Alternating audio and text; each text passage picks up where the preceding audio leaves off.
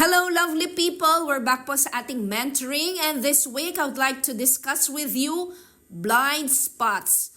Ano nga ba ang literal meaning ng blind spot? Well, it has two literal meanings. One is an insensitive part of the retina ng ating pong mata and an area outside one's field of vision. The other one naman, when you're driving, alam ng mga drivers ito, it is a blind spot wherein the part of the road that you can see in your wing mirrors or rear view mirror. They are usually towards the back of the car on the left and right side. Sabi nga po nila, the biggest blind spot is on the right side over the driver's right shoulder. Pero ang pag-uusapan natin is spiritual blind spots. Did you know that Jesus spoke about our spiritual blind spots? These blind spots are sins we can't easily see, but which, if left unchecked po, can become serious spiritual problems. Madalas iniisip natin na nakikita natin lahat ng bagay clearly. Naniniwala din tayo that we have a full field of vision, but the truth of the matter is we are unable to see some of the most important elements of our spiritual life and reality per se.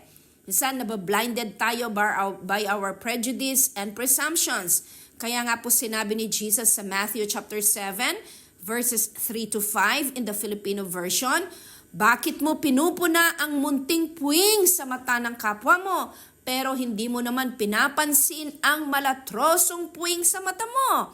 Paano mo masasabi sa kanya, kapatid, tutulungan kitang alisin ang puwing sa mata mo, gayong may malatrosong puwing sa iyong mata? Mapagkunwari, ang sabi ni Jesus, alisin mo muna ang malatrosong puwing sa iyong mata nang sa ganoon ay makakita kang mabuti para maalis mo ang puwing sa mata ng iyong kapwa. Each one of us is susceptible not to see how our behavior affects people adversely. All of us do it. None of us po is immune to this kind of blindness. Pero salamat, nandiyan ang salita ng Diyos para tulungan tayo na masolusyonan itong mga blind spots sa ating pong mga buhay.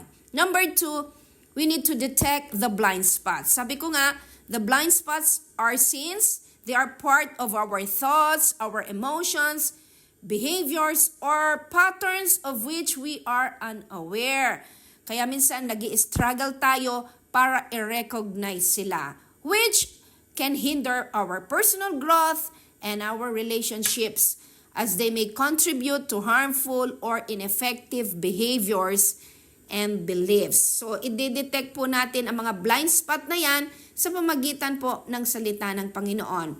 In 1 John chapter 6, in chapter 1, verse 6 and 8, sabi ng New Living Translation, so we are lying. Nagsisinungaling daw tayo if we say we have fellowship with God, but go on living in spiritual darkness.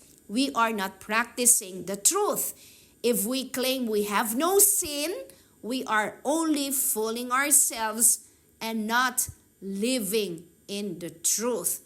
So kapag nag-deny tayo, at pinipilit natin na hindi naman tayo nagkakamali, nagkakasala, niloloko lang natin ang ating mga sarili at ang sabi ng salita ng Diyos, we are not practicing the truth. Number 3, don't get angry when you are confronted. I remember, yung story po, good example nito, the story of David nung po siya ay magkasala. So the Lord sends Prophet Nathan to confront David about his sin.